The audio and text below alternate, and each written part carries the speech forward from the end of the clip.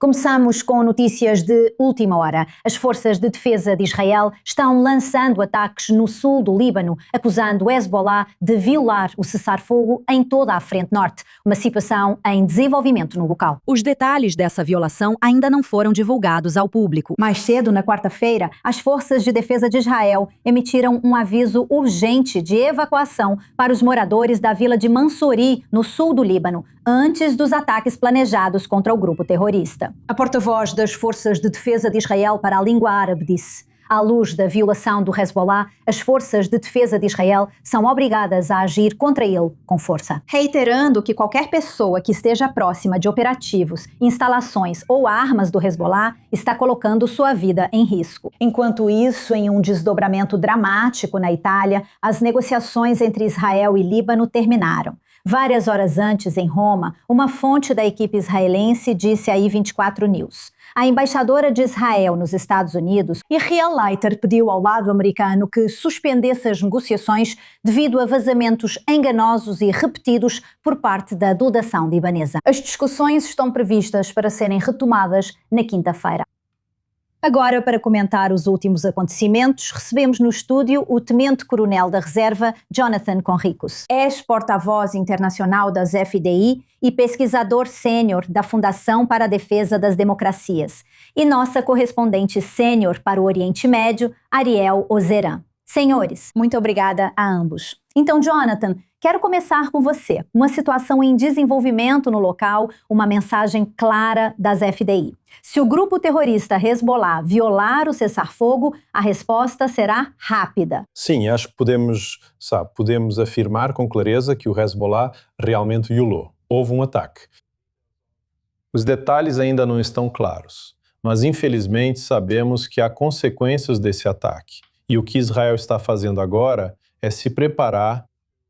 Nós já realizamos alguns ataques, mas acho que precisamos levar em consideração algumas coisas que estão acontecendo no sul do Líbano e, claro, o que está acontecendo em Roma. Todas essas coisas estão conectadas. E eu até ampliaria o escopo do que está acontecendo no Líbano e conectaria com coisas que estão acontecendo no Irã em relação aos Estados Unidos e ao Estreito de Hormuz. Elas estão conectadas de cima para baixo. Eu diria que os iranianos provavelmente estão pressionando seus diferentes grupos aliados, milícias no Iraque, Houthis no Iêmen e Hezbollah no Líbano, para fazerem mais, criarem mais instabilidade, gerarem mais violência. Os iranianos não estão satisfeitos com as negociações e o acordo em andamento entre Israel e Líbano. Eles querem desestabilizar e romper isso. A melhor forma para eles é usar o Hezbollah no terreno e violar o acordo, provocar consequências significativas do nosso lado e levar Israel a reagir.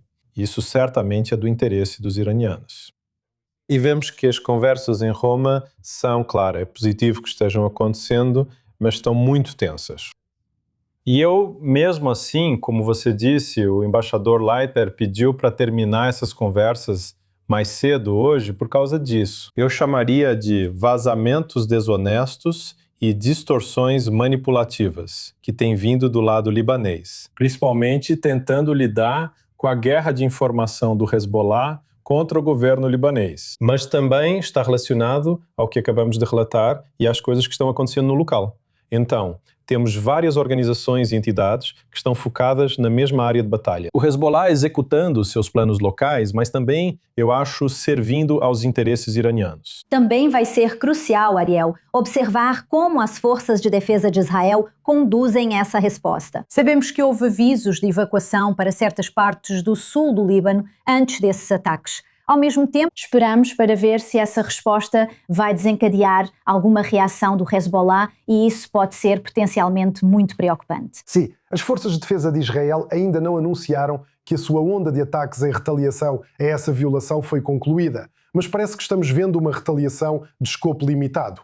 O objetivo é não atrapalhar as negociações, ao contrário do que fez o Hezbollah, cuja intenção era atrapalhar as negociações, não só pelo ataque, mas também tentando provocar uma resposta mais contundente de Israel, o que tornaria praticamente impossível para o lado libanês continuar com as negociações com Israel. Isso não aconteceu, então vemos aqui, podemos dizer, um teste inicial para esse processo de negociação. Já está acontecendo há várias semanas e a intenção é que continue. Além disso, em relação às zonas piloto, que é uma das questões discutidas pelas partes, estamos apenas na primeira parte dessas zonas piloto, falando de 3 vilarejos de mais de 20. Dezenas de vilarejos ainda precisam ver a retirada das forças israelenses e serem entregues às forças armadas libanesas.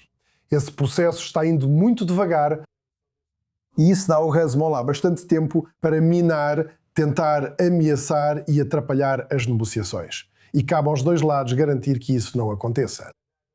No que diz respeito ao lado libanês, de fornecer garantias a Israel de que esse tipo de situação não vai acontecer novamente. Ou, ao contrário do que Jonathan descreveu, fazendo o jogo da guerra de informação do Hezbollah.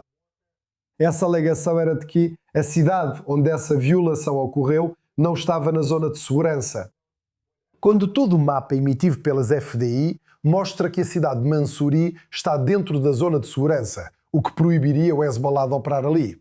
Eles operaram ali.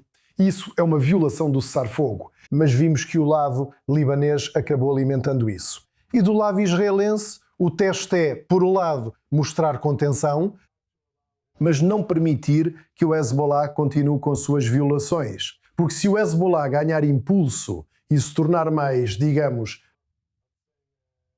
confiante em sua capacidade de realizar esses ataques contra Israel, isso prejudicaria as negociações e as desgastaria a longo prazo, que é o período de tempo que esperamos que essas conversas continuem.